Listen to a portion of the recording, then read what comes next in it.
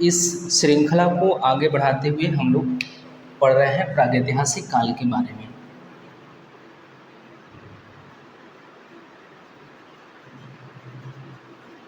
प्रागैतिहासिक काल।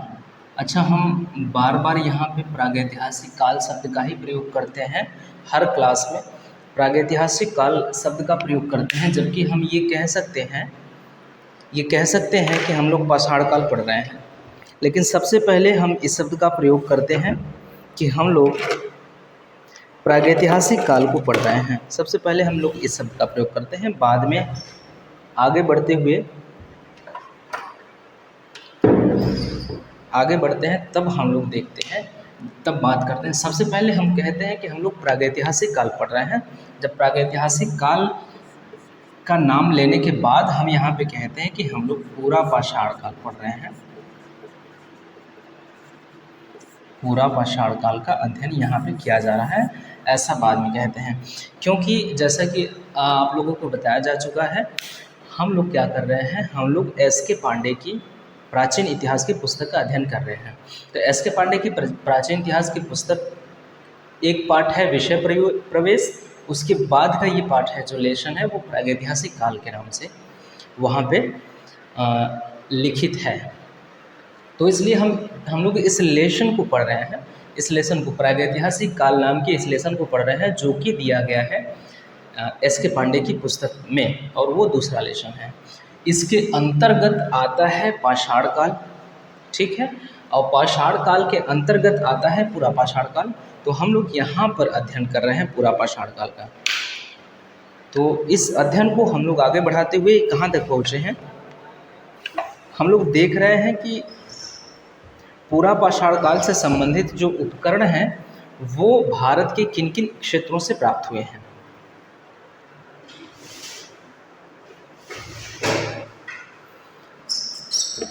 ये चीज़ हम लोग यहाँ पे देख रहे हैं, ठीक है।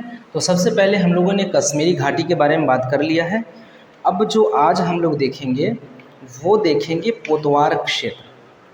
पोतवार का जो क्षेत्र है इसके अंतर्गत जो है वो पोतवार का क्षेत्र है। पोतवार क्षेत्र के बारे में हम लोग देखेंगे।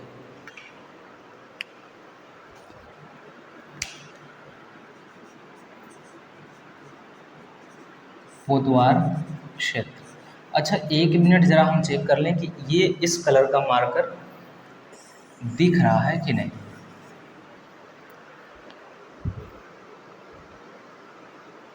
ठीक है, स्पष्ट है, दिख रहा है। पोतवार क्षेत्र के बारे में हम लोग आज देखेंगे।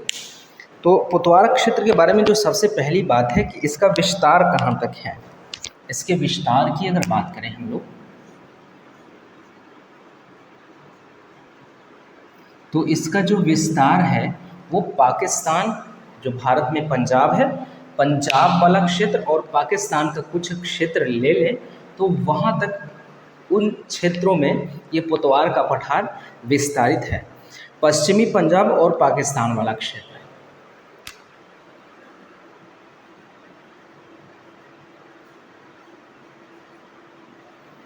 पश्चिमी पंजाब व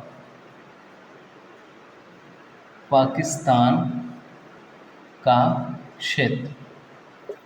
पश्चिमी पंजाब और पाकिस्तान का क्षेत्र जो है वही है ये पोतवार का क्षेत्र। उन क्षेत्रों तक ये विस्तारित है। और ये क्षेत्र कौन कौन सा है, यह क्षेत्र, ये क्षेत्र क्या है, ये क्षेत्र दरअसल 2 श्रृंखलाओं के बीच में है, 2 पर्वत श्रृंखलाओं के बीच में है।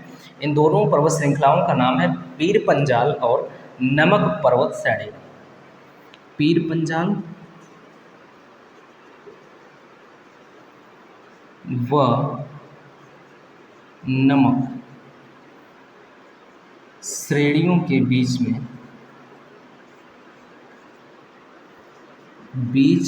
में अवस्थित है।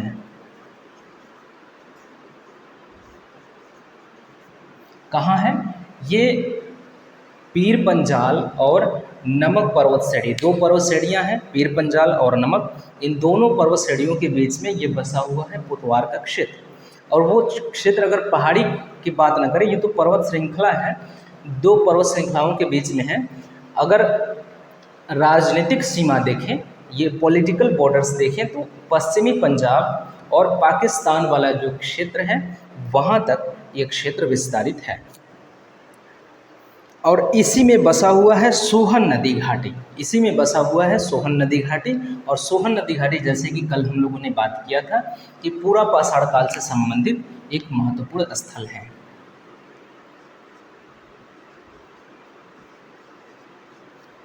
सोहन नदी घाटी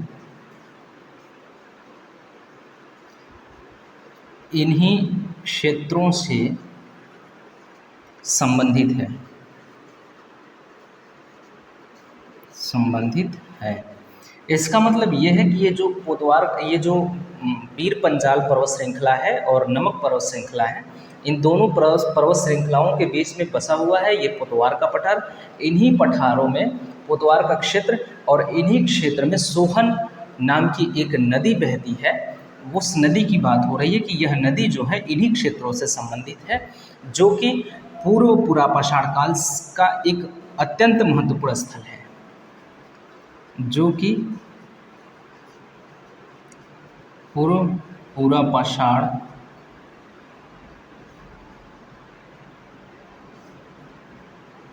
काल का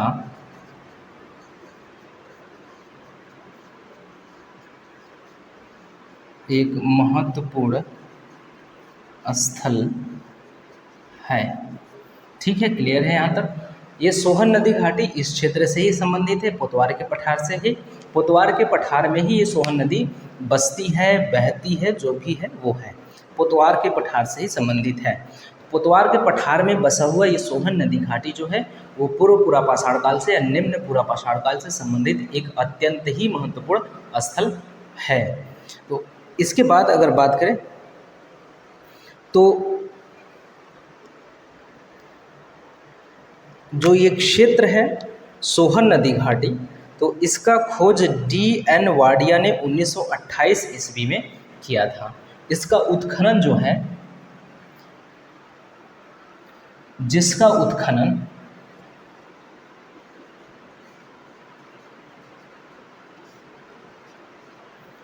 उत्खनन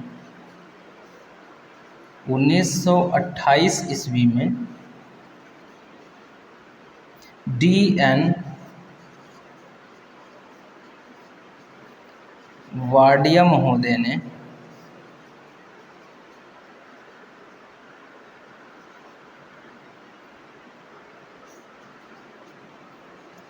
के नेतृत्व में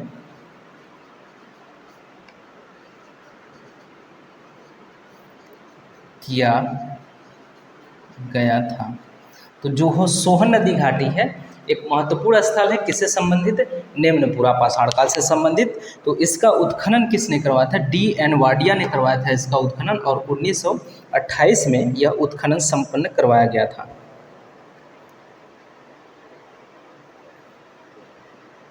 इसके बाद हम लोगों ने पहले या दूसरे क्लास में एक और बात किया था 1935 ईस्वी में डी टेरा और पीटरसन के बारे में। तो यहाँ पे अगर एक और बात करें तो डी टेरा और पीटरसन महोदय ने 1935 ईस्वी में क्या किया था? 1935 ईस्वी में डी टेरा और पीटरसन महोदय ने हेल कैम्ब्रिज अभियान के माध्यम से पोतवार के क्षेत्र में व्यापक उत्खनन का कार्य करवाया था। तो इस हिसाब से अब यहाँ पे हम लोग इसको भी नोट डाउन कर लें। 1935 ईस्वी में क्या हुआ था? डी टेरा व पीटरसन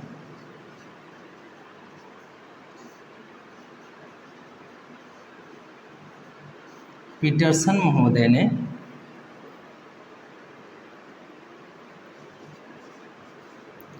हेल कैम्ब्रिज अभियान दल के माध्यम से पोतवार के पठार का व्यापक और महत्वपूर्ण अनुसंधान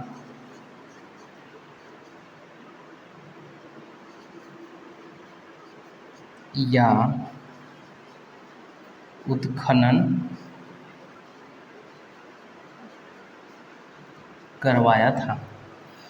अब ये है पुतवार के पठार जो है, पुतवार का पठार, इस पुतवार के पठार के बारे में ये क्षेत्र। इससे पहले 1935 से पहले भी 1930 में KRU टाड, 1930 में KRU टाड, इससे पहले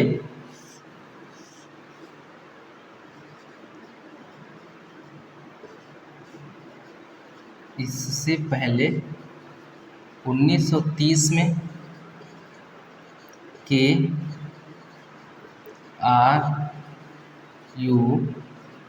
टाड, KRU टाड द्वारा भी पोतवार के क्षेत्र में अनुसंधान का कार्य किया गया था। किसके द्वारा? KRU टाड के द्वारा। तो किस प्रकार से, देखिए 1928 में होता है इसका उत्खनन DN वाडिया ने किया है। इस किसका? सोहन नदी घाटी का के आसपास के जो क्षेत्र हैं उसका अध्ययन उसका उत्खनन DN वाडिया के नेतृत्व में किया गया। और 1928 और 7 साल बाद 1935 में डी टेरा और पीटरसन महोदय के नेतृत्व में एक हेल कैम्ब्रिज अभियान चलाया जाता है। उस अभियान से संबंधित जो उस अभियान के माध्यम से क्या हुआ था कि पुतवार के क्षेत्र में व्यापक उत्खनन कराया गया था। संबंधित था किससे? पूरा पाषाण काल से, या पाषाणकालीन वस्तुओं का उत्खनन व्यापक रूप से करवाया गया था इस समय 1935 में। उससे पहले ही 1930 में एक बार KRU टाड द्वारा यहाँ पे उत्खनन करवाया गया था सोहन नदी घाटी में।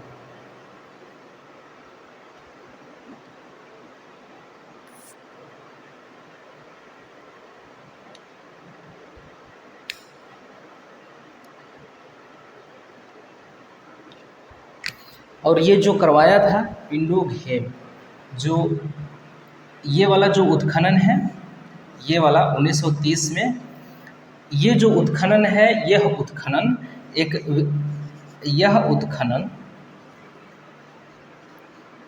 उत्खनन जो करवाया गया था वो एक स्थल है पिंडो घाग नाम है। पुतवार का क्षेत्र जो है, पुतवार का जो पठार है, इसी पठार में एक क्षेत्र है पिंडो घेब नाम का एक स्थल है, वहाँ पे करवाया गया था यह उत्खनन।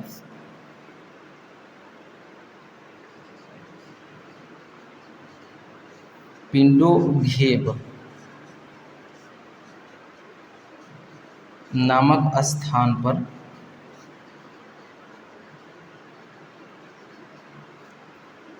कराया गया था। यहाँ से हस्त कुठार प्राप्त हुआ था पिंडो घेब से। पिंडो घेब, घ पे एक मात्रा घे ब, पिंडो घेब से क्या प्राप्त हुआ है? हस्त कुठार। यहाँ से हस्त कुठार, जिसको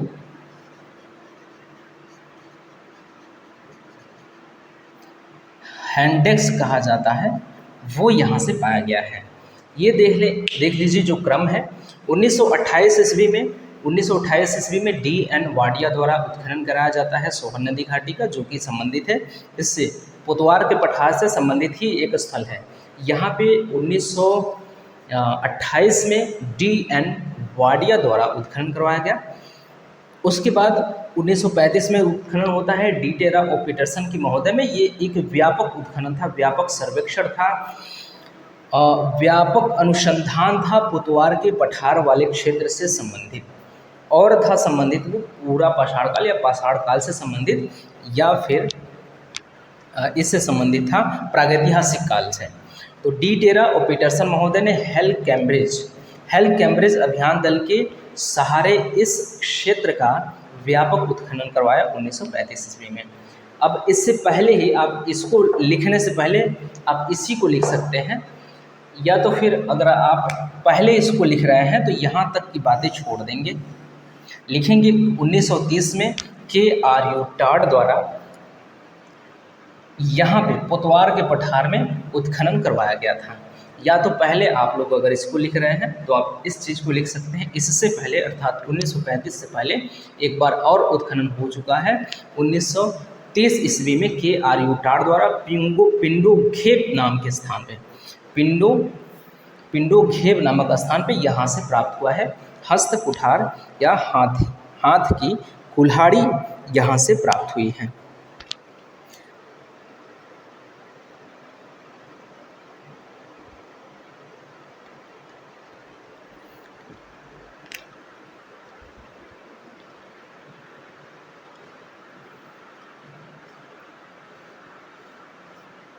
अब इसके बाद अगर हम लोग बात करें, यहाँ तक बात हो गई, तो इससे संबंधित दो और क्षेत्र है। इसी क्षेत्र में, इसी पोतवार के ही क्षेत्र में एक क्षेत्र है अडियाल। क्या है? अडियाल है। पोतवार के पठार में ही एक क्षेत्र अडियाल है, एक क्षेत्र है बलवाल और एक क्षेत्र है चौतरा। अडियाल, बलवाल और चौतरा। ये अडियाल, बलवाल और चौतरा जो क्षेत्र है इसी पोतवार के पठार से संबंधित है और यहाँ से भी ये उपकरण प्राप्त हुए हैं। हस्त कुठार पाया गया है। इसके अलावा यहाँ काटने के औजार प्राप्त हुए हैं। इसके अलावा यहाँ से काटने के औजार मिले हैं। काटने के भी औजार यहाँ से प्राप्त हुए हैं। अब यहाँ पे देखिए अडियाल, बलवाल और चौतरा, ये तीनों स्थल भी संबंधित है पोतवार के पठार से, पोतवार वाले क्षेत्र से। तो यहाँ पे आप लिख सकते हैं कि अडियाल, बलवाल और चौतरा भी पोतवार क्षेत्र से संबंधित हैं। क्या है? पोतवार के क्षेत्र से ये तीनों क्षेत्र संबंधित है,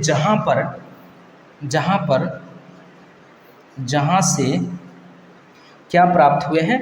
ये पूरा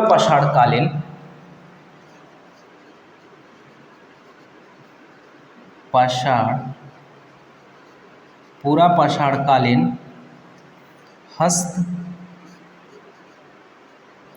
कुठार व काटने के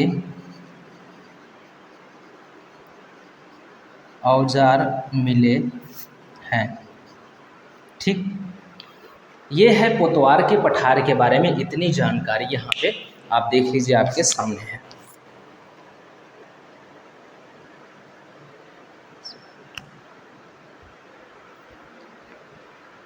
इसके बाद जो इससे संबंधित कुछ और क्षेत्र है वो है व्यास, वाणगंगा। ये वाला क्षेत्र है जो व्यास और वाणगंगा वाला क्षेत्र, ये भी संबंधित है किससे? पूरा पाषाण काल से संबंधित है। व्यास, वाणगंगा और सिरसा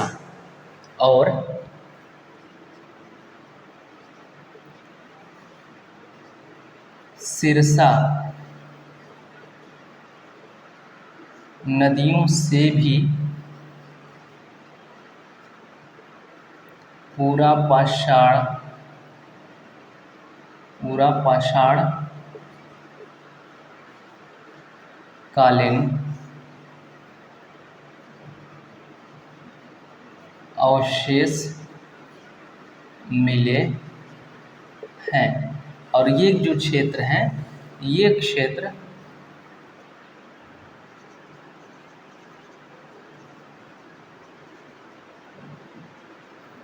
पोतवार क्षेत्र से संबंधित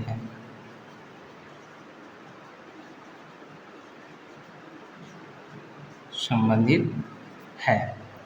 यहाँ तक दिखा। अब देखिए ये पोतवार का जो क्षेत्र है इससे संबंधित इतनी जानकारी हम लोगों के सामने आ गई है।